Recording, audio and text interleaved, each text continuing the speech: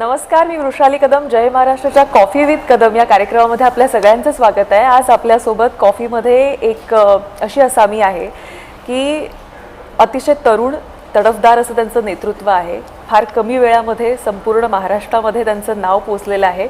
आपल्यासोबत मनसेचे ठाणे जिल्हा प्रमुख अविनाश जाधव आहेत. खूप खूप स्वागत आपल्या जय महाराष्ट्रामध्ये. जसं मी म्हटलं की फार कमी वेळामध्ये संपूर्ण महाराष्ट्रामध्ये तुमचं नाव झालं आहे. अनेक आंदोलनं आपण केलेली आहेत ठाण्यामध्ये, पण ठाण्यापुरता आपला आवाज किंवा आपलं नेतृत्व हे मर्यादित राहिलं नाही आणि फार कमी वेळामध्ये अनेक तरुणांना तुम्ही आकर्षित केलंय. कसं बघता आज जेव्हा तरुणांमध्ये जाता आणि जी गर्दी तुम्हाला बघण्यासाठी किंवा तुमच्या सोबत काम करण्यासाठी म्हणून तरुणांची उसळते? मला असं वाटतं की ज्या वेळेला मी काम सुरू केलं आणि माझं काम पाहून सन्माननीय राजसाहेबांनी मला ती संधी दिली. मला साहेब नेहमी सांगायचे की स्वतःला बाउंड्री घालून घेऊ नकोस आणि जिथे अन्याय होत असेल अशा ठिकाणी आपण पोचलं पाहिजे, तिथे लाद बसली पाहिजे आपली. सो सन्माननीय राजसाहेबांचा मी नेहमी आदेशाचं पालन करणारा माणूस आहे. त्यामुळे त्यांनी जे सांगितलं ते मी प्रामाणिकपणे करायचा प्रयत्न केला आणि कुठलंही आंदोलन करताना किंवा कुठलीही गोष्ट करताना आम्ही यातून काही फायदा आणि नुकसान बातमी म्हणून पाहत नव्हतो. आमचं एक असतं की त्या माणसाला न्याय मिळवून द्यायचा आहे. सो त्याच्यासाठी आम्ही ते करत असतो आणि चांगलं काम करताना देव आपल्यासोबत असतोच. सो त्यातून तुम्ही तुमच्यासारखे काही चॅनल्स आहेत त्यांनी प्रसिद्धी दिली. परफेक्ट लोकांपर्यंत पोचण्याचा आमचं नेहमीच प्रयत्न असतो आणि लोकांपर्यंत पोचताना एक गोष्ट नक्की असते की ह्या माणसाला न्याय मिळवून द्यायचं आहे, त्याच्यावर जर अन्याय झाला असेल तर. सो त्यातून त्या गोष्टी घडलेल्या आहेत. आम्ही कधी प्रसिद्धी मिळेल, लोक विचारतील ह्या गोष्टींसाठी कधीच कुठली गोष्ट केली नव्हती. पहिल्यांदा सुरुवातीला तर आंदोलन करताना चॅनल पण फार कमी होते. आता चॅनल खूप जास्त झालेत, पण त्यावेळेला कुठलीही गोष्ट घडली तर आम्ही सोशल मीडियाचा, फेसबुकचा वापर करायचो आणि त्यातून ते आम्ही टाकायचो. त्यावेळेला त्यातनं प्रसिद्धी मिळणार आहे वगैरे असं काही नसायचं. ते बाबा आपलं एक सोशल मीडिया हँडलच्या आहे त्यातून आपण त्याचा वापर करावा म्हणजे केलं आणि लोकांपर्यंत पोचलो आणि उत्तम काम करण्याचा नेहमी प्रयत्न असतो आमचा.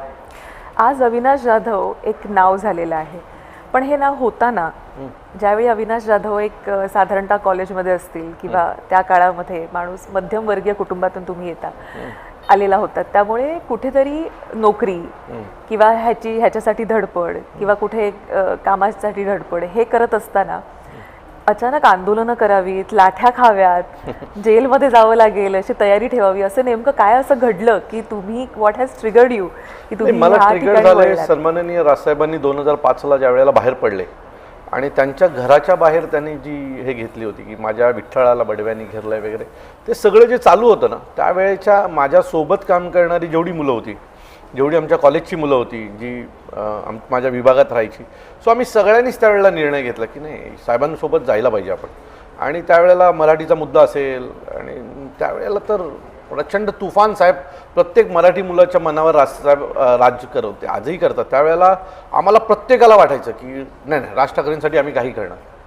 सो त्यातून ती सुरुवात झाली आणि त्यातून सुरुवात होताना सतत सन्माननीय राजसाहेबांना डोळ्यासमोर ठेवायचं आणि काम करायचो आणि होत गेलं. म्हणजे तुम्ही जर कधी ठाण्यात आलात आणि आमची पहिली शाखा पाहिलीत तर तुम्ही वेडे व्हाल. ती शाखा अशी होती की Saraswati Marathi English medium school आहे ठाण्यातली, त्याच्या बाहेर एक हाराची टपरी होती जी आमच्याच मुलाची होती. 7:30-8 वाजता तो हाराची गाडी बंद केली की आम्ही त्याच्यावर आमची शाखा टाकायचो. मग त्या हाराच्या बाजूला सगळे उभे राहायचे, तिथे आमची खुर्ची असायची आणि मग तिथे लोक यायचे आणि आमच्याकडे कामं करून घ्यायची. म्हणजे जवळजवळ 3.5-4 वर्ष आम्ही तिथेच बसायचो आणि तिथनंच आम्ही आमचं काम चालायचं. आजही ती गाडी तिथेच आहे. आमची बसायची जागा बदलली वेळेनुसार, पण सुरुवातीच्या काळात काम करायला जी मजा होती ना, ती एक वेगळीच होती. सगळेच तरुण मुलं, म्हणजे कोणालाही कुठलीही गोष्ट सांगितली की ते काम करण्यासाठी तो पूर्ण प्रयत्न करायचा, धावत जायचा. सन्माननीय राजसाहेबांचा आदेश आला आहे तो पाळायचा. या सगळ्या गोष्टी त्यावेळेला मुलांमध्ये होत्या आणि आम्ही सगळे 22-23 वर्षाचे होतो. म्हणजे एवढे यंग होतो की ज्या वेळेला आम्ही पार्ट्या करायला जायला पाहिजे पबला, त्यावेळेला आम्ही शाखेच्या बाहेर बसून हा काय बोलतो तो काय बोलतो हे कामं करायचो. त्यामुळे तो आमचा पूर्ण काळ त्यात गेला. म्हणजे आमच्या तरुणपणाचा जो मुख्य काळ असतो ना, तो राजसाहेबांवर साहेबांचे आदेश पाळण्यात आणि त्यांच्या विचारात आमचा गेला. त्यातूनच आम्ही घडलेली लोक आणि त्यामुळे आज आम्ही या जागी येऊन तुमच्यासमोर बसलेलो आहोत.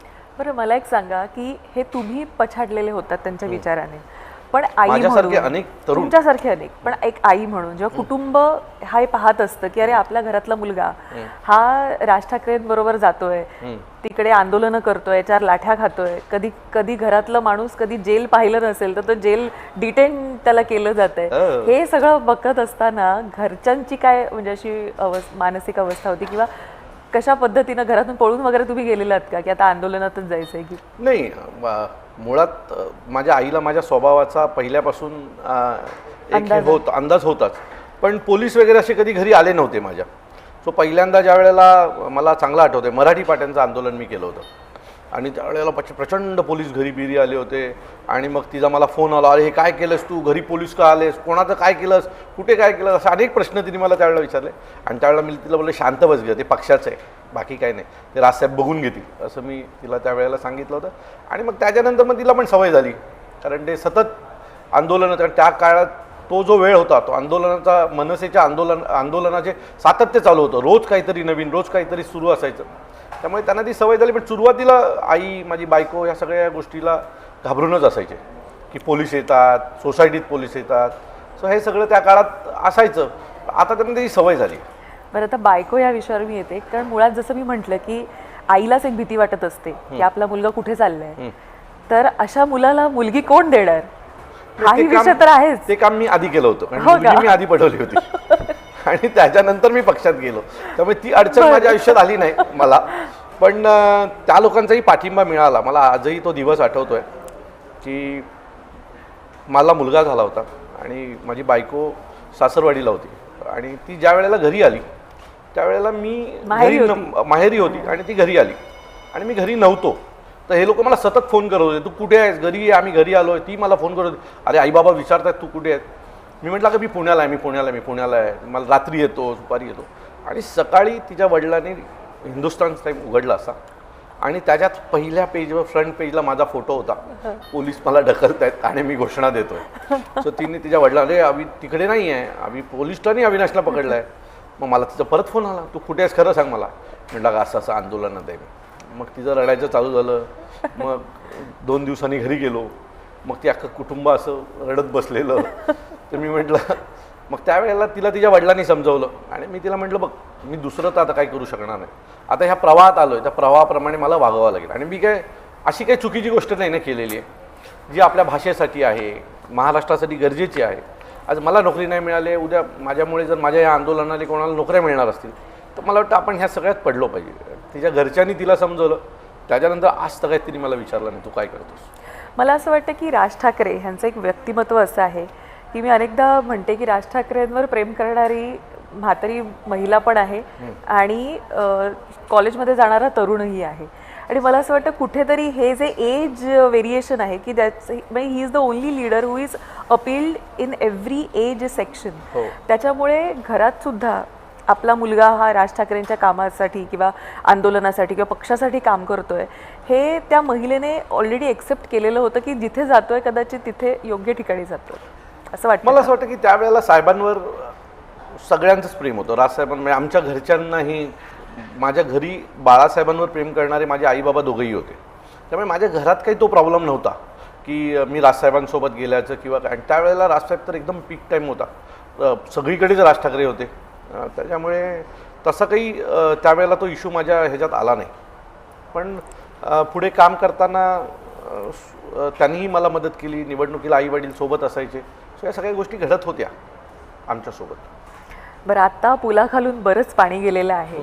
त्यावेळी शिवसेना सोडलेले राज ठाकरे, तरुणांवर अधिराज्य करणारे राज ठाकरे आजही करतायत, तो काहीच भाग नाही आहे. मात्र पुन्हा एकदा ठाकरे बंधू एकत्र येत आहेत. खरंच उत्साह आहे आतमध्ये पक्षामध्ये आणि 100% कॉन्फिडंट आहे की आता येणार म्हणजे येणार.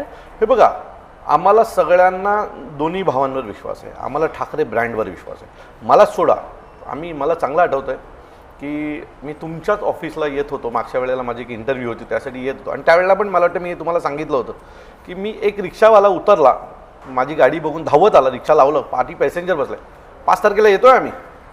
सो हा जो हे होता ना की प्रत्येकाला वाटत होतं 5 तारखेला मला जायचं आहे आणि ते आपण सगळ्यांनी पाहिलं. सो त्यातून आम्हाला एक गोष्ट नक्की सांगतो की महाराष्ट्रातला प्रत्येक मराठी माणूस यावेळेला राजसाहेब आणि उद्धवसाहेबांसोबत राहील, या ठाकरे ब्रँडसोबत राहील. आणि या सगळ्या महाराष्ट्रातल्या मराठी माणसाच्या घरामध्ये कधीतरी बाळासाहेबांवर प्रेम करणारी लोकं होती, आजही आहेत. म्हणजे आज तुम्ही कुठल्याही घरात गेलात तर बाळासाहेबांबद्दल बोललात तर लोकांच्या डोळ्यात, त्यावेळेच्या लोकांच्या डोळ्यात पाणी पटकन येतं. ज्या वेळेला दोघं भाऊ एकत्र आली त्यावेळेला आम्ही पाहिलं आहे की टी व्ही स्क्रीनवर लोकं आरत्या करत होती, काही लोकं रडत होती. म्हणजे माझे सी आहेत ते मला सांगत होते की त्यांची आई खूप रडत होती की दोघं भावांना एकत्र स्क्रीनवर. आम्ही दोघंही बोलतो, आम्ही विचारतो काय झालं, काय नाही नाही नाही हे खूप वर्ष आधी झालं पाहिजे होतं, बाळासाहेब असताना हे झालं पाहिजे होतं. सो तो जो लोकांचा हे आहे ना, तो तुम्ही अंदाज नाही बांधू शकत काय लेवल आहे. मला वाटतं या निवडणुकीला ते सगळ्यांना कळेल की बाळासाहेबांनी काय पेरलं होतं आणि ह्या दोघा भावांच्या पाठी महाराष्ट्रातली मराठी जनता कशा प्रकारे उभी राहते. तुम्हाला वाटतं मनं जुळली आहेत? 100% जुळलेली आहे. हे बघा, 19 वर्ष आपण कोणाच्या घरी नाही गेलो आणि 19 वर्षांना आपण सतत जातो. एकदा गेलं तर आपण बोलू शकतो की ठीक आहे, एक फॉर्मॅलिटीज म्हणून करणं. ज्यावेळेला तुम्ही ती गोष्ट सतत सतत करता ना, त्यावेळेला कळतं नाही कुठेतरी हे जरा मनोमिलन झालेलं आहे. सो काही दुश्मनी, त्यांची काही दुश्मनी ह्याची नाही आहे ना, राजकारणातल्या काही गोष्टी होत्या त्यातून मनं दुखावली होती. पण आत्ताची काय महाराष्ट्राची परिस्थिती आहे ना, ती त्या गोष्टींपेक्षा काही मोठी नाही आहे. त्यामुळे सन्माननीय राजसाहेबांनी त्यांच्या अनेक इंटरव्ह्यूजमध्ये पण सांगितलेलं आहे की महाराष्ट्राला जर मराठी माणसाला जर आमच्या दोघा भावांची गरज असेल तर आमच्या दोघांमधले हेवे दावे त्यापेक्षा मोठे नाही. त्यामुळे मनं जुळलेली आहेत आणि माणसंही जुळतील याच्यापुढे. बरं, आता ठाण्याचा जर आपण विचार केला तर ठाण्यामध्ये आता मनसे आणि उबाठा जर एकत्र आले तर किती गणितं बदलू शकतात असं तुम्हाला वाटतं? खूप गणितं बदलतील. म्हणजे मागची विधानसभा जर तुम्ही पकडाल तर राजन विचारेंना 67-68 हजार मतं होती, मला 43-44 हजार मतं होती. ही दोन्हीकांची मतं एका विधानसभेतली पडली तर ती लाखाच्या घरात जातात. आणि त्याच्यानंतर आत्ताचं जे काही वातावरण आहे, काठावरची मतं आहेत किंवा दोन भाऊ एकत्र आल्याच्या नंतर एक मत दिलं पाहिजे अशा प्रकारची जी मतं आहेत ना, ती ज्यावेळेला सगळी एकत्र येतील ना, त्यावेळेला तुम्हाला सांगतो की आमच्यावर मतांचं पाऊस पडेल आणि अशा प्रकारे हे होईल. आणि बाकी लोक म्हणतात की तुमच्याकडे हे आहेत आणि ते आहेत, तर प्रत्येकाचा एक वेळ असतो आणि मला वाटतं प्रत्येकाचा एक वेळ संपतो देखील. आता वेळ आलेली आहे वेळ संपायची. बाकी आम्ही मजबूत आहोत, शिवसैनिक आणि महाराष्ट्र सैनिक. कशी संपवायची ती योग्य वेळी योग्य कार्यक्रम आम्ही करूच. तुम्ही याआधी देखील शिंदेना ललकारलेलं होतं. मी ललकारलं होतं ठाणेकरांसाठी. माझं काही वैयक्तिक मी कधी काम घेऊन गेलो नाही ना. ज्या ठाण्याच्या अडचणी आहेत त्याच्यावर मी बोलायचो. जर महाराष्ट्राच्या मुख्यमंत्र्यांच्या दारात ट्रॅफिक येत असेल माजिवड्या नाक्यावरनं तर बोलायचं नाही का कोणी? तुम्ही धरण आणण्याचे शब्द दिलात, वर्षोनवर्ष धरणाच्या नावावर इलेक्शन लढलात. आजही तुम्ही मुख्यमंत्री होऊन 2.5-3 वर्ष झाली, आता 1 वर्ष झालं उपमुख्यमंत्री होऊन, त्याच्या आधी 8-10 वर्ष तुम्ही मंत्री होतात. सो अजून जर पाण्याचं धरण घेणार नसेल ठाणेकरांसाठी तर याच्यावर आम्ही बोलायचं नाही का? ट्रॅफिकच्या प्रश्नांवर बोलायचं नाही का? तुम्ही ठाण्याच्या मोक्याच्या जागा काही समाजांना देताय, का देताय, कशासाठी देताय? एकदा ठांगा तर. मला हॉस्पिटल नाही आहे, कळवा हॉस्पिटलला जर आत्ताच्या घडीला जर 200-250 लोकं आली ना तर लोकांना मुंबईला पाठवावं लागतं. जर आमच्या महानगरपालिकेचं 4,500-5,000 हजार कोटीचं बजेट आहे तर ते तुम्ही आम्हाला करून द्या ना. आमच्या जागा तुम्ही इतर मंदिरांना आणि ट्रस्टला कशासाठी देताय? आणि ट्रस्टला जर तुम्ही देताय तर ट्रस्टचं बिल कमी आलं पाहिजे ना. आजही तेवढंच बिल आहे ते ट्रस्टच्या ह्याच्या बाबतीत. या सगळ्या विषयांवर माझा तो विरोध होता. माझा काही व्यक्ती म्हणून विरोध नव्हता. जर तुम्हाला जबाबदारी आहे, तुम्ही सरकारमध्ये आहात, तर आम्ही तुम्हाला प्रश्न विचारणार. ठाणे मनपा निवडणुकीमध्ये तुम्हाला वाटतंय की ह्यावेळेला शिंदेंना मागे टाकता येईल तुम्हाला, जर दोन भाऊ एकत्र आले आणि एकत्रितरित्या तुम्ही निवडणुकींना सामोरे जाताय तर? का नाही टाकता येणार? अहो, शिंदेंचा पक्ष हा शिंदेंचा नाही आहे, तुम्ही गैरसमजत आहात. तो पक्ष बाळासाहेबांचा आहे, तो मतदार बाळासाहेबांचा आहे. शिंदे हे नाव आहे. आणि निवडणूक जशी जवळ येईल ना तुम्हाला कळेल या सगळ्या गोष्टी. अहो, ठाण्याची परिस्थिती जी वरून तुम्हाला दिसते तशी नाही आहे. तुम्ही नगरसेवकांना 5 करोड रुपये दिलेत, 10 करोड रुपये दिलेत, त्यांनी काय मतदार वळणार नाही आहे. त्या नगरसेवकांबद्दल राग तयार होतो लोकांच्या मनामध्ये की माझ्या नगरसेवकांनी पैसे घेतलेत आणि पक्ष बदलला आहे. सो तो तुम्हाला निवडणुकीलाच दिसेल. आत्तापर्यंत जेव्हापासून शिंदेंचा गट वेगळा झाला आहे तेव्हापासून ते एकही निवडणूक नाही लढलेत. ते जे लढले ते भाजपाच्या खांद्यावर निवडणूक लढले. तोच माझा प्रश्न होता की विधानसभेमध्ये आणि लोकसभेमध्ये त्यांनी ठाण्यामध्ये पक्ष म्हणून चांगली कामगिरी त्यांची दाखवलेली आहे. असं असताना ह्यावेळी काउंटर तुम्ही कसा कराल? हे बघा, शिवसेना, शिंदेगट, भारतीय जनता पक्ष, राष्ट्रवादी काँग्रेस, रिपाई, 5-5 पक्ष एकत्र घेऊन तुम्ही लढताय हो. आणि आम्ही एकटे लढतोय. म्हणजे तुम्हाला 1,05,000 जणांना मिळून मतं मिळाली हे मोठं आहे की मी एकटा लढून मला 45,000 मतं मिळाली आहेत. आता मी एकत्र लढल्याच्या नंतर काय होईल त्याचा अंदाज यांना निवडणुकीनंतर येईल. त्यांना पण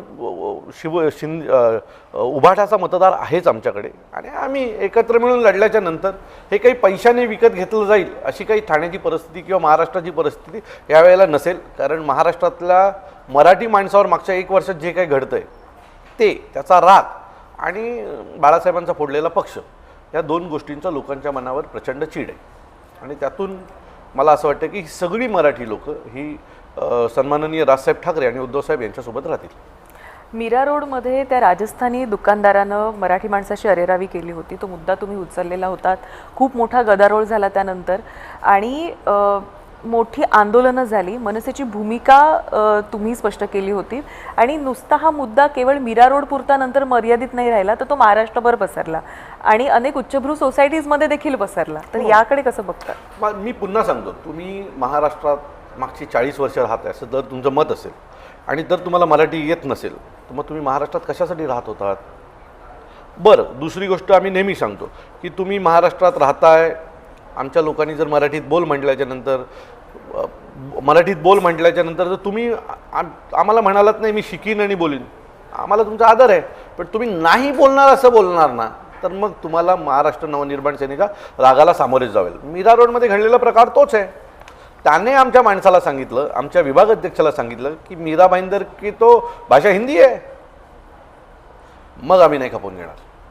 मग तुम्हाला आम्ही महाराष्ट्र नवनिर्माण सेने म्हणून तुमच्या कानाखाली पडणारच. आणि त्याच्यानंतर तुम्ही मोर्चे काढताय महाराष्ट्रामध्ये मराठीच्या आंदोलनाच्या विरोधात. तुम्ही काही व्यापारी येऊन मोर्चा काढतायत आणि सांगतात नाही इनको अभी हम कुछ दिन दुकान बंद रखेंगे, इनको भूका मरने दो. अरे तुमच्या दुकानात जे सामान येतं ना तो आमचा शेतकरी पिकवतो. तुम्ही फक्त दलाल आहात मधले. आमच्या शेतकऱ्याकडून आमच्यापर्यंत येणारा जो माल आहे ना त्याच्यावर कमिशनवर जगणारी तुम्ही लोक, तुम्ही आम्हाला नाही दाद दाखवायचे. आणि त्यातून ते प्रकरण वाढलं आणि जे झालं ते चांगलंच झालं. मीरा भाईंदरला पण कळालं की हा आमचाच मुंबईचाच भाग आहे आणि मराठी माणसाचा आहे, त्या आगरी कोळ्यांचा आहे. कारण तिथे एक वातावरण तिथल्या आमदारांनी केलं होतं की इधर तो 15% मराठी आहे, इधर ये मराठी का कुछ नाही आहे. म्हणजे विधानसभेला सुद्धा कॅन्डिडेट निवडताना तो अमराठीच निवडला जायचा, त्याला प्राधान्य दिलं जायचं. हो, कारण त्याच्या मागचं कारण असं आहे की त्यांना असं वाटायचं की अमराठी कॅन्डिडेट दिल्याच्या नंतर त्यांना ह्या इथल्या मतदारांवर राज्य करता येईल, ह्यांना एकत्र ठेवता येईल. आता भारतीय जनता पक्षाने तिथे समज मराठी कॅन्डिडेट तो निवडून नसता का आला, 100% आला असता ना. पण तुम्ही ती बाजूच घेत नाही. तुम्ही कुठल्या तरी वोटर्सना खूट करण्यासाठी या सगळ्या गोष्टी करतात. तर त्यातनं राग निर्माण होणार होता. तिथल्या लोकांमध्ये तो राग आहेच. पण ज्या वेळेला समोर आला त्याला आम्ही त्यांच्यासोबत उभं राहिलो आणि मग काय झालं ते संपूर्ण महाराष्ट्राने पाहिलं. आणि तुम्हाला परत सांगतो, आता याच्या पुढे अख्ख्या महाराष्ट्रात कोणी हिंमत नाही करणार की महाराष्ट्रातलं कुठलं तरी शहर हे हिंदीचं आहे किंवा आमचं आहे असं बोलायची हिंमत कोणामध्ये होणार नाही, एवढं तुम्हाला खात्रीने सांगतो. ठाण्यामध्ये तुम्ही इक्वेशन सांगितलं, तुम्ही एकटे लढून 45% मतंही तुम्हाला जर 45,000 मतं मिळत आहेत, म्हणजे जवळपास 50% तसं पकडायला हरकत नाहीये. तर मीरा रोडमध्ये तर इतकं मोठं आंदोलन झालं आणि त्यानंतर सभा झाली राज ठाकरेंची. तुम्हाला असं वाटतं की मीरा भाईंदर महानगरपालिकेत देखील यावेळी प्रचंड बदल होईल, इक्वेशन्स मी तुम्हाला बदलतील? पहिली गोष्ट परत सांगतो की आम्ही मतांसाठी कुठलीही गोष्ट करत नाही. नाही, पण आता निवडणुका आल्यात, पक्ष म्हटला की निवडणूक. मी पक्ष जिथे मराठीवर अन्याय होईल तिथे आमच्यासाठी मतांना आम्ही आग लावायला तयार आहोत, बरोबर आहे. आता तिथल्या लोकांनी ठरवायचं की मनसेसोबत उभं राहायचं की नाही. आम्ही आमचं काम केलेलं आहे, आम्ही त्यांच्यासोबत पूर्णपणे उभे राहिलेलो आहोत. त्यांना त्यांचा मान सन्मान मिळवून देण्यासाठी ज्या गोष्टी करायच्या त्या केल्यात. सन्माननीय राजसाहेब स्वतः आले, त्यांनी सांगितलं महाराष्ट्र तुमच्या बापाचा आहे, छाती काढून चाला. आता ही छाती काढून चालायची की छाती आत घेऊन चालायची ती मीरा भाईंदरच्या मतदारांनी ठरवायचं. आमची लोक उभी राहणार. आता त्यांच्यासोबत उभं राहावं आणि कायमस्वरूपी मीरा भाईंदर ही मराठी माणसाचीच आहे हे दाखवून देण्याचं काम तिथल्या मराठी लोकांचं आहे, तिथल्या मतदारांचं आहे. बरं ह्या सगळ्यामध्ये ज्यावेळी आंदोलनं चालू होती किंवा काय, गुणवर्त सदावर्ते नावाचं एक पात्र सतत दिसत होतं आणि टीका वगैरे करत होतं. आमच्याच कार्यक्रमात येऊन पळून देखील गेले होते तुम्हाला पाहून. त्यानंतर त्यांचा आवाज बंद झाला मात्र. नाही, त्यानंतर ते साहेबांवर बोलणंच त्यांनी सोडलं. खरं तर गुणवर्ते सदावर्ते हा व्यक्तीच विचित्र आहे. म्हणजे महाराष्ट्राच्या राजकारणात टी व्ही चॅनल त्याला चालवतात, तो कसाही ओरडतो, हे खपवून घेतात. मला कळत नाही आहे म्हणजे TRPच्या नावावर चाललंय काय. तो कसाही ओरडतो. म्हणजे असा माणूस महाराष्ट्राच्या इतिहासात कोणी पाहिला नसेल. त्यांची पत्नी देखील म्हणजे त्यांच्यात कॉम्पिटिशन लागते की कोण जोरात ओरडेल, नवरा ओरडेल की बायको ओरडेल. बायको मुंडी हलवते आणि तेही व्हायरल होतं. ते लोक म्हणतात मी तुम्हाला एक सांगतो की सदावर्तेंना असं वाटतंय की हे सगळं सोपं आहे, मला कोणी काय बोलत नाही. तुम्ही घराच्या बाहेर उभे राहणार आणि ह्या सगळ्या गोष्टी करणार असाल तर कधी चुकून जर आमच्या कोणाच्या हाताला लागलात तर मला नाही वाटत की हा महाराष्ट्र सैनिक किंवा शिवसैनिक यांना बोलायच्या लायकीचा ठेवेल. शेवटी तुम्ही कायदा कायदा कायदा बोलून मग तुम्ही कायदा पाळता का? ज्या पद्धतीने तुम्ही ओरडताय कर्कश आवाजामध्ये आणि काय गाणी गातात आणि काय काय कंटाळा येतो त्याला बघायला. पण मला असं वाटतं की सदावर्तेचा योग्य तो समाचार घ्यावाच लागेल आजचा उद्या. म्हणजे त्या दिवशी तुमच्या स्टुडिओमध्ये वाचला तो, नाहीतर त्याच मानसिकतेत आलो होतो की साला फालतू माणूस माझ्या साहेबांबद्दल बोलतो. म्हणजे ह्याच्या सोसायटीत माणसं ह्याच्या विरोधात तक्रार करतात, जो स्वतःच्या घरात गाढव पाळतो अशा गाढवाला आपण एवढा महत्त्व देतं. हे आम्हाला न पचणार आहे. पण मी पुन्हा सांगतो की कायदा केसेस या होत राहतील, पण महाराष्ट्राच्या बाबतीत, महाराष्ट्रातल्या सन्माननीय राजसाहेबांच्या बाबतीत झालं किंवा महाराष्ट्राच्या बाबतीत जो वाईट बोलेल त्याला आम्ही सोडणार नाही. तर मी मागच्या वेळेला मी म्हटलं होतं ना की त्यांच्या मुलीने एक स्टेटमेंट केली की सिद्धिविनायक मंदिरामध्ये तुम्ही असं जाऊ शकत नाही, तुम्ही तसं म्हणजे हाफ पॅन्टवर पण जाऊ शकता. साऊथला जाऊन बोला ना, का नाही हिंमत होतो तुमची? आम्ही जिथे येतो, आमचा धर्म जिथे येतो तिथेच तुम्ही बोलायची हिंमत कशी काय करू शकता? ही महाराष्ट्राने खूप जास्त मुभा दिली आहे त्यांना. आणि काही राजकीय पक्षांच्या ह्याच्याशिवाय या गोष्टी होत सहन करतो असं वाटतं तुम्हाला? खूप महाराष्ट्र सहन करतो. मला माझं नेहमी मत आहे. म्हणजे साऊथचा विषय निघाला म्हणून सांगते, त्यांच्याकडे खूप कडवट असतात ती लोक, कडवट असतात. मी म्हणजे आम्ही तिरुपतीला वगैरे जातो ना, मला गर्व वाटतं. म्हणजे ते आमच्याशी बोलताना त्याच भाषेत बोलतात, पण ते ऐकायला पण बरं वाटतं की मी नाही बोलू शकत याच्याशी. ठीक आहे, मी त्याला म्हटलं आणि एकदा तर मी त्याला म्हटलं होतं मैं हिंदी में बोलता हूँ, आप समझ लो, लेकिन मुझे खुशी है आप आपकी भाषा में बोलते हो. सो तो एक त्यांनी त्यांचा जोपासलेला अभिमान आहे. आपल्याकडे अर्धी लोक बाटलेली आहेत. अरे कशाला त्या गरीबाला मारतो? अरे तो गरीब सगळं खाऊन गेला आहे, काही ठेवलेलं नाही त्या गरीबाने. तुझा मुलगा कुठेतरी आता बाहेर कामाला जायला लागला आहे. सो हे आम्ही समजून सांगतोय लोकांना. आणि त्याच्यामुळे महाराष्ट्रातल्या जर मराठी माणसं आता तरी बऱ्यापैकी मी पाहतोय की अनेक लोक येऊन सांगतात की रिक्षावाला रे मराठीत बोल, दुकानात गेला रे मराठीत बोल. हे आत्ता व्हायला लागले पुन्हा. आणि हे जर सतत होत राहिलं तर एक दिवस आपली देखील तशाच प्रकारची हे राहील की तामिळनाडूमध्ये पण मराठीत बोलतात आणि महाराष्ट्रामध्ये पण मराठीतच बोलतात.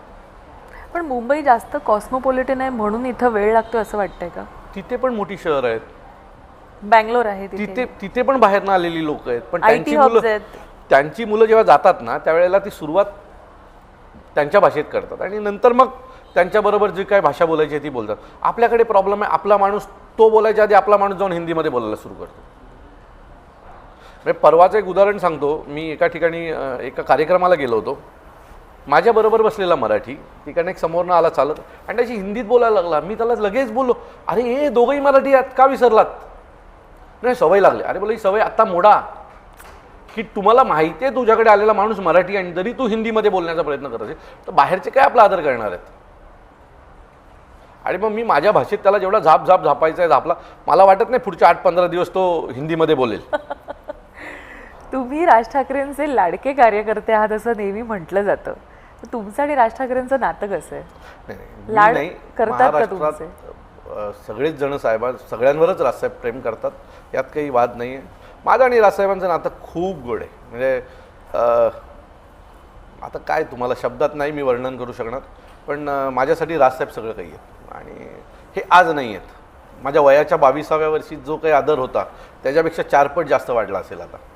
पण तुम्ही राजसाहेबांबरोबर अनेक वेळा भेटला असाल पण माझं एक हे सांगतो की मी ज्यावेळेला सुरुवातीच्या काळामध्ये साहेबांकडे जायला लागलो 2012-13ला, आधी तशी काही माझी डायरेक्टली साहेबांकडे हे नव्हती. मी संदीप देशपांडेंच्याच माध्यमातून साहेबांकडे जायचो. पण ज्या वेळेला मी साहेबांकडे जायला लागलो ना, त्यावेळेला माझ्या घरच्यांना कुतूहलता असायची. ते मला विचारायचे, साहेब हसतात का रे, कसे बोलतात?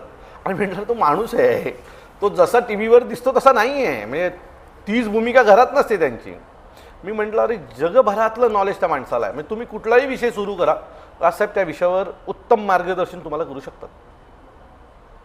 सो मी तिला नेहमीच, माझी बायको असेल, माझे आई वडील असेल, माझा भाऊ असेल, त्यांना नेहमी सांगतो की राजसाहेब कसे आहेत.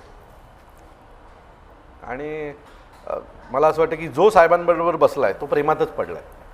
म्हणजे जर टी व्हीवर राजसाहेबांचं भडकून तुम्ही भाषण ऐकलं असेल, अरे राजसाहेब खूप चिडके आहेत, तर ते तसे नाही आहेत. ते ज्यावेळेला घरात असतात, ज्यावेळेला आमच्याबरोबर बोलतात, आमच्याबरोबर 3-3 अडीच तास कधी निघून जातात हे तुम्हाला कळत नाही. आणि घरात आलेला माणूस हा त्यांच्याकडनं जेवून गेला नाही असं कधी होणार नाही. आणि साहेबांकडे जेवायची पद्धत म्हणजे तुम्ही वेडे व्हाल.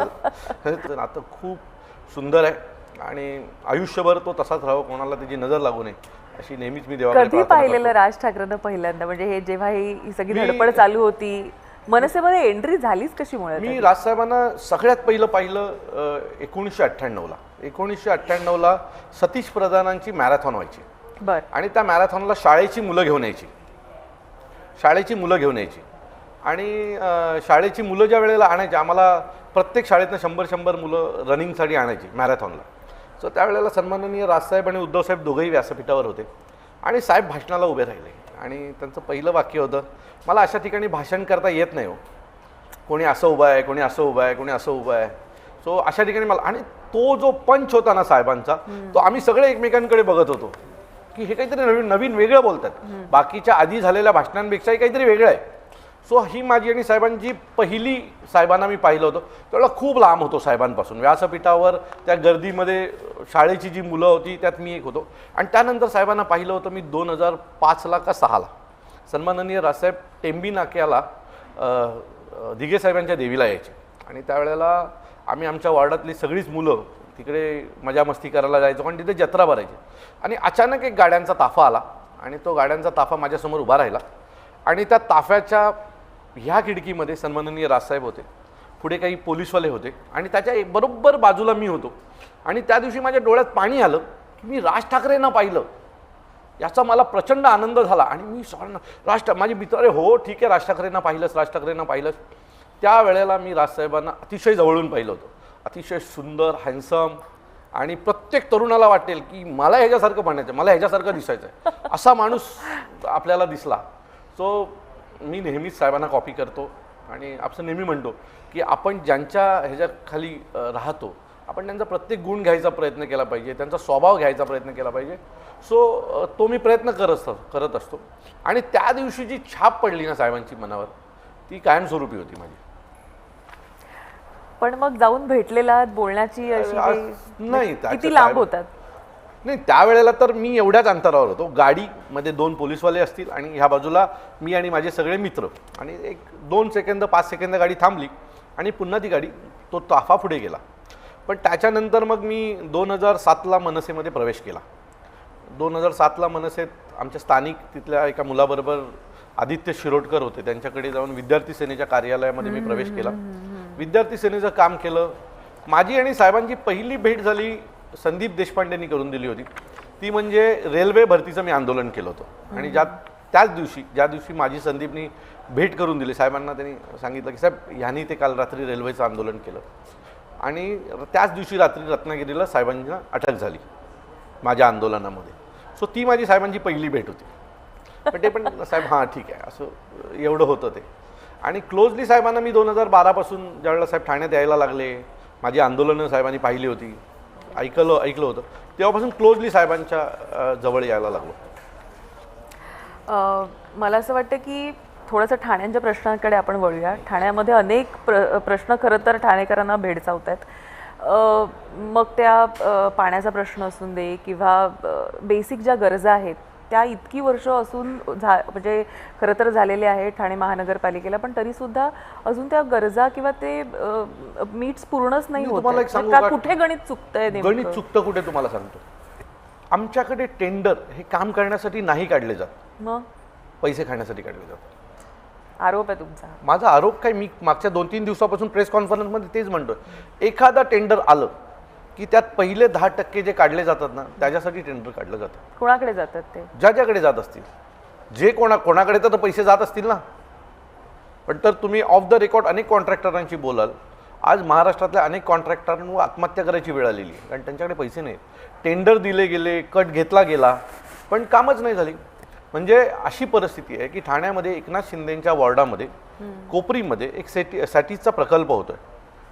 4.5 वर्ष झाली पूर्ण झालेला नाही, पण त्याचा निधी दरवर्षी वाढतोय कामाचा. जर महाराष्ट्राच्या उपमुख्यमंत्र्यांच्या विधानसभेमध्ये जर ही परिस्थिती असेल, तर बाकी उर्वरित महाराष्ट्रामध्ये काय परिस्थिती असेल? आज ठाण्यामध्ये तुम्ही समृद्धी महामार्ग 5 वर्षात पूर्ण झाला, पण खारेगाव नाक्यावर असलेला जो एक नदीवरचा ब्रिज आहे, 200 मीटरचा ब्रिज असेल, 150-200 मीटरचा, तो ब्रिज आज जवळजवळ 5 वर्ष पूर्ण नाही झाला. आणि त्याची ट्रॅफिक ही मुख्यमंत्र्यांच्या घरापर्यंत येते. आज तुम्ही वसईवरनं ठाण्यात यायला 4.5 तास लागतात. तो जो मधला पॅच आहे तो व्हायलाच तयार नाही. आज घोडबंदरची परिस्थिती अशी आहे की कुठल्याही पक्षाला आंदोलनात न घेता तिथली लोक रस्त्यावर उतरायला लागलेली. पण ठाण्यासाठी फार मोठं दुखणंच झालेलं आहे घोडबंदर. हो, त्याच्या मागचं कारण असं आहे की ठाण्याचे रस्ते तेवढेच आहेत, ते तुम्ही मागच्या 20 वर्षात वाढवले नाहीत. पण तुम्ही 5-5 हजार घरांच्या कॉम्प्लेक्सला रोज परवानगी देताय. ही माणसं गाड्या कुठे पार्क करणार? ही कुठल्या रस्त्याने जाणार? याच्या बाबतीत तुम्ही काही प्लॅनिंगच नाही केलं. महानगरपालिका फक्त त्यांना येणाऱ्या टॅक्स रुपी पैशाचा विचार करते. ही लोक जाणार कुठे? यांची मलनिसरणाची व्यवस्था काय असेल? पाण्याचा तुम्ही पाणी भाड्याने वापरताय. तुमचं विजन काय की रोड वाइंडनिंग झाली पाहिजे, रोड रस्ते वाढवले पाहिजेत, हा याच्यावरचा ठाण्यामध्ये येण्यापासून आपण रोखू शकत नाही आहे कोणाला. तर जितक्या मोठ्या प्रमाणावर कॉम्प्लेक्स होत आहेत, तितक्या मोठ्या प्रमाणावर आजूबाजूच्या जर जागा विकसित झाल्या किंवा त्या जागा घेऊन त्या लोकांना ज्यांच्या जागा असतील त्यांचं योग्य पुनर्वसन किंवा त्यांचं रिहॅबिलिटेशन झालं तर रस्ते तरी मोठे होतील. माझं मत पुन्हा आहे की रस्ते मोठे करून होणार नाही. तुमचं रस्त्यांचं प्लॅनिंग असलं पाहिजे. एखादी गाडी घरातनं गेल्याच्या नंतर ती जाऊन थांबते कुठे? सिग्नलला. तिचा पहिला स्टॉप असतो सिग्नल, आणि सिग्नलवरनं ते पाठी येत जातं. बरोबर आहे. तुमचे सिग्नलचे नियोजन उत्तम नाही आहेत. अगदी बरोबर. आणि त्याच्यामुळे ना तो जो त्रास आहे ना, म्हणजे मला बऱ्याचदा हा प्रॉब्लेम होतो की ठाण्यावरून येताना मुंबईकडे जाणारा रस्ता आणि नाशिककडे जाणारा रस्ता इतका घोळ होतो की कळतच नाही. आणि रात्री तर कठीणच आहे, म्हणजे कठीण. दुसरी गोष्ट, तुमचे जे सिग्नल आहेत ते 30 सेकंदाचे आहेत. गाडी स्टार्ट करून पुढे जायला पहिले 15 सेकंद लागतात.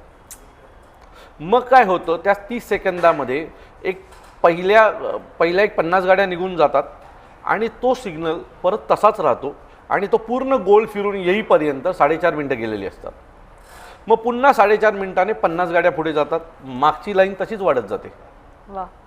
तुम्ही ह्या सगळ्या बारीक बारीक गोष्टींकडे लक्ष द्यायला हवेत. तुम्ही अनेक कट बंद केलेत, बरोबर आहे. तुम्ही जे काही बारीक बारीक कट बंद केलेत त्या कटचं नुकसान होतंय. तुम्ही त्यांना पूर्ण फिरून यायला लावताय. तो फिरून यायला तो परत त्या सिग्नलला जातो, तो अजून पाठी जातो, आणि ह्या सगळ्या गोष्टी ठाणेकर मागे खेचला जातोय का? या पूर्णपणे मागे खेचला जातोय. ठाण्यात आमच्या काही नाहीये. मी तर ओपन चॅलेंज केलेलं आहे की तुम्ही मागच्या 2.5 वर्ष 3.5 वर्षामध्ये जय महाराष्ट्रामध्ये येणारा बहुतांश क्राऊड हा ठाण्याकडून येतो आणि दर दिवशी त्यांचं लेट होतं आणि त्यांचं कारण हेच असतं की आज खूप ट्रॅफिक लागलेलं. ते किती फ्रस्ट्रेट असतील ना, त्याचा एकदा विचार पण करा तुम्ही. मी तुम्हाला सांगतो, मी अनेक वेळेला वसईवरनं येताना मला 3-3 तास लागतात ना. मला असं वाटतं गाडीतनं उतरावं आणि सगळ्यांना मारावं. हो, तो फ्रस्ट्रेशन येतं ना आपल्याला. तुम्ही मुव्हिंग असाल तर काही वाटत नाही प्रवास करायला, पण एकाच जागेवर ज्या वेळेला तुम्ही 2-2 तास बसताय आणि लोक तुमची वाट पाहत आहेत, अशा वेळेला तुम्हाला त्रास होतो. तुमची मानसिक पातळी बिघडते. तुम्ही कधीतरी एखाद्या ट्रॅफिकमधनं येणाऱ्या माणसाला विचारा तुला काय त्रास होतो. आधीच डोक्यात अनेक विचार असतात आणि त्याच्यात घड्याळाकडे सतत बघत तो म्हणत असतो अरे मला लेट होतंय, आणि पुढे गेल्याच्या नंतर कळतं की एक ट्रकमध्ये बंद पडलाय. हां, म्हणजे हसण्यासारख्या गोष्टी असतात. ट्रकमध्ये पडलाय, एकावर एक ट्रक लागलाय आणि एवढ्याशा भागातनं बाकीच्या गाड्या चालल्या. पण मग का ठाण्याकडे लक्ष दिलं जात नाही? का ते सर्व्हिलन्स प्रॉपर होत नाही? मला हे काम आहे राजकीय नेत्यांचं. बरं, तुमचं वचक असलं पाहिजे, तुम्ही रस्त्यावर उतरून काम केलं पाहिजे. खड्डे पडले, हातात थापी घेतली म्हणून काम झालं नाही. तुमचं रेग्युलर असलं पाहिजे, त्या रस्त्यावर तुमचं रेग्युलर जाणं. काय प्रॉब्लेम आहे एकदा त्या अधिकाऱ्यांना घेऊन बसा आणि समजून घ्या की मूळ प्रॉब्लेम काय होतं. तुम्ही खड्डे भरायला काही कोटी रुपये खर्च करताय, त्यात तो रस्ता होईल. म्हणजे अधिकारी लोक रस्ते यासाठी बनवत नाही कारण खड्ड्यांसाठी पावसाळ्यामध्ये 6-7 कोटी 10 कोटी 50 कोटीचा निधी येणार आहे आणि त्याचा कुठेही ऑडिट होत नाही. आम्ही खड्डे भरले याला काहीही प्रूफ नाही म्हणून खड्डे होत नाही. जेवढे पैसे खड्डे भरायला वापरले जातात ना, त्यात कॉन्क्रीटचे चांगले भले मोठे रस्ते होतील, पण ते करायचे नाही आहेत आपल्याला. म्हणजे घोडबंदर रोड पावसाळ्यातच खराब होतो ना. हो, हे तुम्हाला आणि मला माहिती आहे मागच्या 10 वर्षापासून. पण ट्रॅफिक तर रोजच आहे. तुम्हाला एवढं माहिती आहे ना, पावसाळ्यात घोडबंदर रोडला खड्डे पडतात, हे तुम्हाला मला माहिती आहे. मागची 10 वर्ष आपण ते पाहतोय. मग पावसाळ्याच्या आधी तुम्ही ते का नाही काम करून घेताय? जिथे खड्डे पडले तिथे काँक्रिटीकरण का नाही तुम्ही करून घेतात? बरोबर पावसाळा यायच्या 15 दिवस आधी तुमचे काम चालू होतं. नाही, पावसाळ्याची तयारी. अरे खड्डे पडूच नये म्हणून 5-6 महिने आधी तयारी करा. तुम्ही पावसाळा आल्यावरती तयारी करताय, याचा अर्थ तुमचं उद्दिष्ट त्या टेंडरमधनं पैसे खाणं हेच आहे, बाकी दुसरं काही नाही. आता जिथे रस्ते कॉन्क्रीट झालेत तिथे नाही खड्डे पडत आहेत. तुम्ही ठाण्यात कधी फिरलात ना, तुम्हाला सांगतो ठाणे जिल्ह्याची परिस्थिती अतिशय वाईट आहे. तुम्ही मुरबाड ठाणे वाडा भिवंडी रोडला जा, तिथे लोक बोटी पाण्यात टाकून आंदोलनं करतात, एवढे मोठे खड्डे आहेत. तुम्ही वसई भिवंडी रोडला जा, त्या रस्त्यावर माणूस चालूच शकत नाही. तिथल्या आजूबाजूच्या गावच्या लोकांची परिस्थिती खूप वाईट आहे. आता हे मला आणि तुम्हाला मागचे 10 वर्षापासून माहीत आहे. तरीसुद्धा जर तो रोड होत नसेल तर त्याचा उद्देश काय? तुम्ही मग आम्हाला सांगताय 12,000 कोटी रुपये ठाण्याला आणले, 15,000 कोटी रुपये ठाण्याला आणले, मग ते गेले कुठे? त्या 12,000 कोटीमध्ये तुम्ही काय काम केलं? तर काय काम केलं तुम्ही रस्त्यावर वाचनालय बनवलेत, बरोबर आहे. प्रसाधनगृहांची अधिक आवश्यक. हो, तुम्ही रस्त्यावर वाचनालय बनवलेत, बरोबर आहे. तुम्ही खड्डे भरलेत, तुम्ही गटार पायवाटा केल्या, ज्यामध्ये पैसे मिळतात, ज्यात चांगला प्रॉफिट आहे, अशी कामं केली जातात त्या निधींमध्ये. आवश्यक असलेली कामं या त्या निधींमध्ये होत नाही. ईस्टर्न फ्रीवे चा जो प्रोजेक्ट होता त्याच्यामध्ये विस्तारीकरण जे केलं गेलं, त्या प्रकल्पामुळे घाटकोपरपासून पुन्हा ठाण्यापर्यंत वाहतुकीची कोंडी होते. मग ह्या खरंच विस्तारीकरणाची गरज होती का? नाही, गरज तर आहे. नाही, गरज तर आहे, विस्तारीकरण झालं पाहिजे. कारण ज्या पद्धतीने बाहेरचं ठाणं वाढतंय, भिवंडी वाढतंय, त्यातून ती ट्रॅफिक तुम्हाला वर्ग करणं गरजेचंच आहे. त्यामुळे या गोष्टी गरजेच्या आहेत, पण त्याचं एक प्लॅनिंग असलं पाहिजे. तुम्ही परदेशात कधी जर फिरायला गेलात तर त्यांचं कन्स्ट्रक्शनचं काम चालतं ना, त्याचं प्लॅनिंग बघा एकदा. म्हणजे सोसायटीला जर प्लास्टर मारत जरी असतील ना, तरी ते मस्त बॅरिकेडिंग केलेलं असतं, असं बघायला पण बरं वाटतं की छान काम चालू आहे. आपल्याकडे एक ट्रकमध्ये उभा आहे, त्याच्या बाजूला एक सळ्यांचा ट्रक खाली होतोय, त्याच्याकडे RMCची गाडी येऊन उभी आहे, तो ट्रक लावून ती अशी मान वर काढलेला तो एक हे असतो, तो तिथे उभा असतो, त्याच्याकडे बघायला कोण नसतो संध्याकाळपर्यंत. जर अशा प्रकारे कामं होणार असतील ना तर ट्रॅफिक होणार. ब्रिजेस झाले पाहिजेत का? तर हो, डेव्हलपमेंट आहे ती झालीच पाहिजे, पण ते होताना लोकांना त्रास होऊ नये याचा पण तुम्ही उपाययोजना करायला, त्याचं पण एक प्लॅनिंग तुमच्याकडे असलं पाहिजे. ते प्लॅनिंग नाही, जातील लोक असं त्यांचं मत असतं, ते त्यांचा मार्ग काढतील. ते त्यांचा मार्ग काढतील. आमचं काम नाही आहे ते, आमचं काम आहे ब्रिज बनवणं. ट्रॅफिक कशी मोकळी व्हायची ती त्यांचं लोक स्वतःचे करून घेतील आणि त्यातून ती गोष्ट गृहीत धरलं जाते ठाणेकरांना. ठाणेकरांना प्रचंड गृहीत धरले. आम्ही ठाण्यातनं कुठूनही या ठाण्यात तुम्ही ट्रॅफिक शिवाय आला नाहीत असं कधी होणार नाही. तुम्हाला चारी बाजूने ठाण्यात येताना ट्रॅफिक हे लागतंच. त्यामुळे ट्रॅफिकची समस्या भयानक आहे ठाण्यामध्ये. पुन्हा ठाणे नाशिक महामार्ग जसं मी म्हटलं, एकतर तिथे चढतानाच कळत नाही की आपण नाशिकला जातोय की मुंबईकडे जातोय. आणि त्या महामार्गाची अवस्था पण अतिशय दयनीय आहे. उड्डाणपुलाचं काम वेळेत पूर्ण झालेलं नाहीये. समृद्धी महामार्गाला जर लागायचं असेल तिथून तर 2-2.5 तास नुसतं समृद्धीला पोहोचायला लागतात. ह्या सगळ्या गोष्टी गांभीर्य नाहीये का? नाहीये, वचक नाहीये. उपमुख्यमंत्र्यांना लोक मनावर घेत नाहीयेत. आता काल परवाच्या दिवशी रात्री उपमुख्यमंत्री म्हणाले की 12च्या आत एकही गाडी आत येणार नाही. काल रात्री 8 वाजता ट्रक होते हो ठाण्यामध्ये. 8 वाजता ट्रक होते. म्हणजे तुम्ही जर महाराष्ट्राच्या उपमुख्यमंत्र्यांच्या आदेशाला पाळणार नसेल तर मग मी कायदा घेऊन हातात घेऊन ठाण्यात फक्त त्यांचीच चालते. काय म्हणताय तुम्ही? पैशामुळे खाली लोकांमध्ये आमची चालते. लोकांमध्ये आमची चालते. काय ना, तुमच्याकडे खूप पैसे आहेत म्हणून तुम्ही खूप मोठे झालात असं होत नाही ना. तुम्ही नगरसेवक विकत घेतलेत म्हणून तुम्ही मोठे झालात असं होत नाही ना. लोकांचं प्रेम पण असलं पाहिजे ना. ते ज्या नगरसेवकांनी तुमच्याकडनं ते पैसे म्हणतात घेतले, ठाण्यात माझी चालते, ठाण्याचे पोलीस फक्त माझं ऐकतात. हो ना, सरकार आहे म्हणून ऐकतात. आता ऐकतात का बघा, मुख्यमंत्री पद गेल्याच्या नंतर वाईट परिस्थिती आहे. अजून पुढे जाऊन वाईट परिस्थिती होईल. मी साहेब म्हणाले ना, कोणी अमरत्व घेऊन नाही आलेलं आहे. तुम्हाला देखील या प्रोसेसमधनं जायचं आहे. दुसरा विषय होता वाढवण बंदर जे होतंय त्याच्यामुळे दिल्ली मुंबई एक्सप्रेसवे होतोय आणि विरार अलिबाग हा जो कॉरिडॉर होतोय, या सगळ्यामुळे ठाणे शहर आणि जिल्हा याच्यावर देखील परिणाम होताना आपल्याला दिसतोय. या गोष्टीकडे आपण कसं बघता? माझं मत आहे की वाढवण बंदर हे या देशातलं सगळ्यात मोठं बंदर होईल, कारण त्याला खूप चांगली डेप्थ मिळते. त्यामुळे तो व्हावं. तिथल्या आजूबाजूचे आदिवासी पाडे आहेत, आदिवासी गावं आहेत, जवार, मोकाडा, विक्रमगड, ह्या परिसरातली मुलं ही वेल एज्युकेटेड आहेत, पण त्या भागामध्ये इंडस्ट्री गेली नसल्यामुळे त्यांना नोकऱ्या मिळालेल्या नाही. त्यामुळे त्या वाढवण बंदराचा फायदा त्या दृष्टीने होऊ शकतो असं वाटतंय. आणि आजूबाजूला डेव्हलपमेंट येईल. म्हणजे हे बघा, ठाण्याची एक वेगळी ओळख आहे, बरोबर आहे. वाढवण बंदर आजही काही पालघरवरनं ठाणे चालत नाही, बरोबर ना, की पालघरवरनं काही पैसे येत आहेत आणि ठाण्यामध्ये काम होते असं काही होत नाही.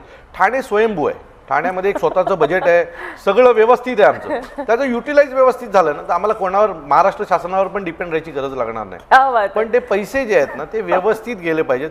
किती वर्ष गटार पायवाटांवर खर्च करणार हो तुम्ही गटार पायवाटांवर 1980 पासून एवढे पैसे खर्च केलेत ना मॅम, की सोन्याच्या पडद्या आणि चांदीचा स्लॅब झाला असता.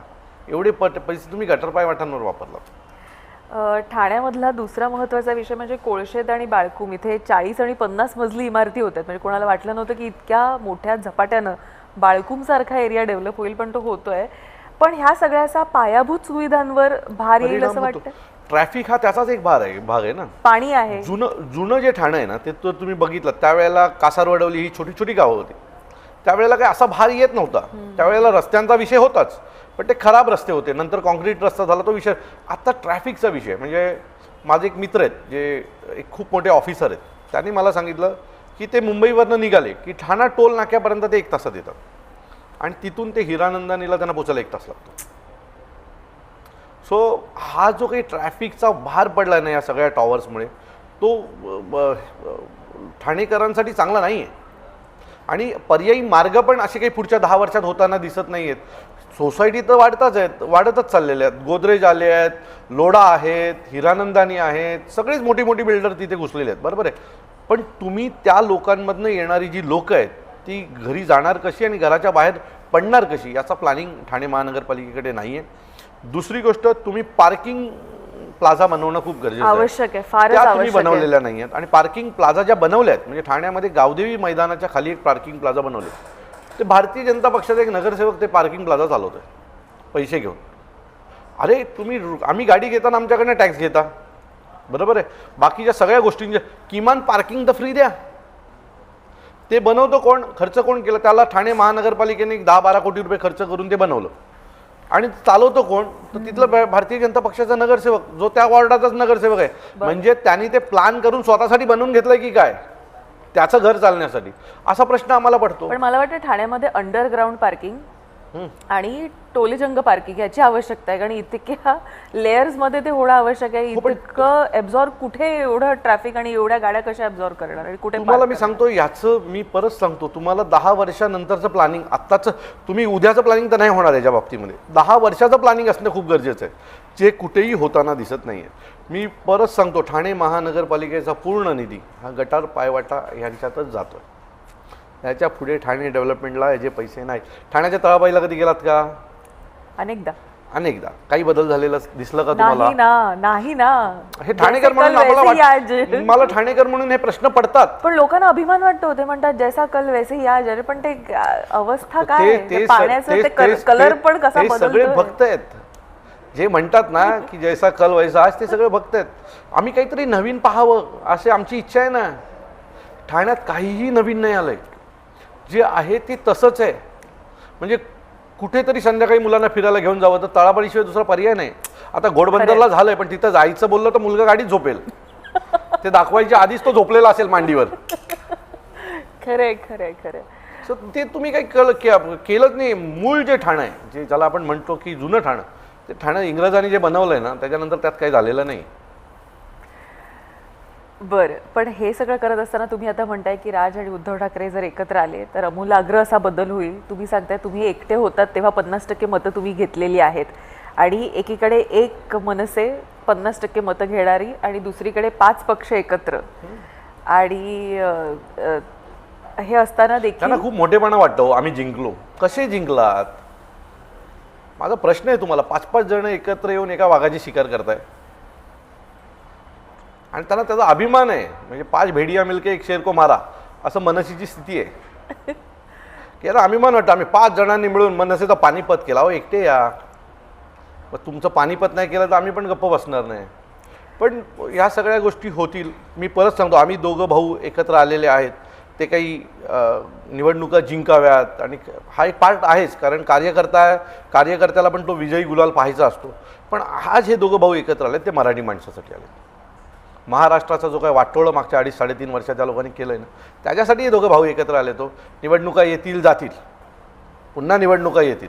म्हणजे मी 2019ला पण निवडणूक लढलो, 2024ला पण निवडणूक लढलो. सो निवडणुका जातील येतील.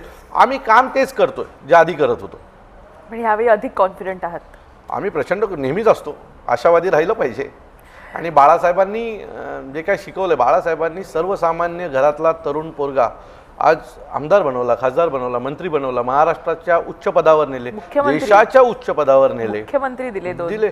अनेक गोष्टी बाळासाहेबांनी दिल्या. ती सगळी मुलं काही घरनं राजकीय नेत्याच्या पोटातनं जन्म घेतलेली नव्हती ना.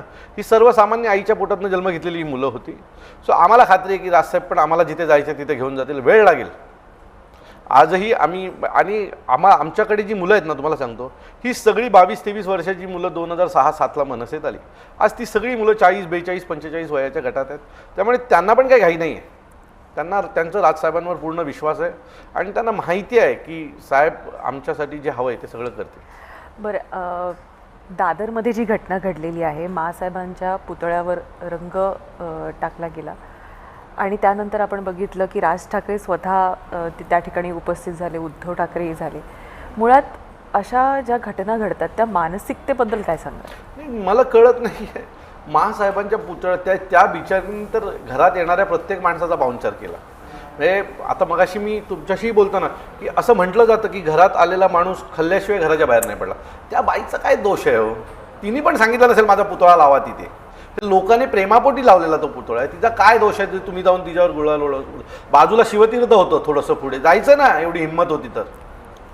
मग कुठला गुळाल कुठनं बाहेर पडला असता कोणाला कळलंच नसतं. 2 मिनिटावर शिवतीर्थ होतं. एवढाच गुळाल उडवायचं होतं, जरा पुढे जायचं. पण ही लोक अतिशय वाईट मानसिकतेतले. आणि साहेब बोललेत ना 24 तास. बघूया 24 तासात काय होतंय. नाहीतर आम्ही आहोतच. आमच्या बाळासाहेब, मासाहेब यांच्यावर जर तुम्ही अशा कुठल्या गोष्टी करायचा प्रयत्न केलात तर तुम्हाला महाराष्ट्र सैनिक, शिवसैनिक सोडणार नाही, एवढं नक्की. आमच्यासाठी ते दैवत आहे आणि ते राहणार. ह्या दसरा मेळाव्याला दोघे भाऊ एकत्र येतील असं आम्हाला वाटत होतं, पण असं कळतं की राज ठाकरे या मेळाव्यात नसतील. तर कसं बघा, 2 वेगवेगळे पक्ष आहेत. आमचा पाडव्याला होतो, त्यांचा दसऱ्याला होतो, बरोबर. सो ती पक्ष म्हणून आमची भूमिका वेगवेगळी आहे. सो त्यांच्या व्यासपीठावर जायचं की नाही किंवा त्यांनी आमंत्रित करायचं की नाही हा निर्णय त्यांचा आहे. जायचं की नाही हा निर्णय सन्माननीय राजसाहेबांचा आहे. पण मला जर पक्षाचा नेता म्हणून विचाराल तर आमची 2 वेगवेगळी पक्ष आहेत. आमचे 2 वेगवेगळे व्यासपीठ आहेत. त्यांनी निमंत्रण केलं तर साहेब योग्य तो निर्णय घेतील. आता हा विषय त्या 2 भावांमधला आहे. जायचं की नाही, पण आम्ही मनाने एकत्र येणार, एवढं नक्की. मनाने एकत्र येणार, एकत्र निवडणुका लढणार. आणि यावेळी महाराष्ट्राचं चित्र हे खास करून मुंबई, ठाणे आणि थोडंफार प्रमाणात नाशिकमध्ये वेगळं असेल. उर्वरित महाराष्ट्रातही असेल, ग्रामीण भागातही मराठी माणूस राहतोच जो बाळासाहेबांवर, राजसाहेबांवर प्रेम करतो. तर यावेळी आमूलाग्र बदल होईल महाराष्ट्रामध्ये असं तुम्हाला वाटतंय? मराठी माणसाच्या मानसिकतेत होईल, एवढं नक्की. महानगरपालिकेच्या पटलावर काय होईल मला माहित नाही, पण मराठी माणसाच्या मानसिकतेवर खूप मोठा बदल होईल आणि तो कायमस्वरूपी पुढच्या 25 वर्षासाठी राहील. मराठी माणसाच्या मानसिकतेवर बदल होईल असं तुम्ही म्हणताय. तुम्हाला अनेक शुभेच्छा पुढच्या तुमच्या कार्यक्रमांसाठी. 20 तारखेला तुमचा मोर्चा देखील आहे. आज घोडबंदर आणि या सगळ्या विषयावर आपण बोललेलो आहोतच.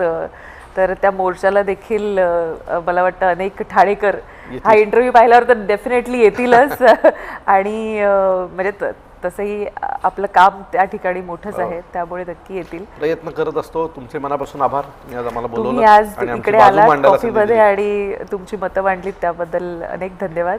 धन्यवाद. तर मराठी माणसाच्या मानसिकतेमध्ये आमूलाग्र बदल होईल येत्या काही दिवसांमध्ये, जेव्हा राज ठाकरे आणि उद्धव ठाकरे एकत्र येतील असं अविनाश जाधव यांनी म्हटलेलं आहे. निवडणुकाही अगदी राऊंड द कॉर्नर आहेत, अगदी तोंडावर आलेल्या आहेत. त्यामुळे निवडणुकांमध्ये देखील आपल्याला पाहायचं आहे की ठाकरे ब्रँड हा नेमकं काय परिवर्तन घडवत आहे. तुर्तास वेळ झालेली आहे कॉफी विथ कदममध्ये इथंच थांबायची. तुम्ही कुठेही जाऊ नका, पाहत राहा फक्त जय महाराष्ट्र.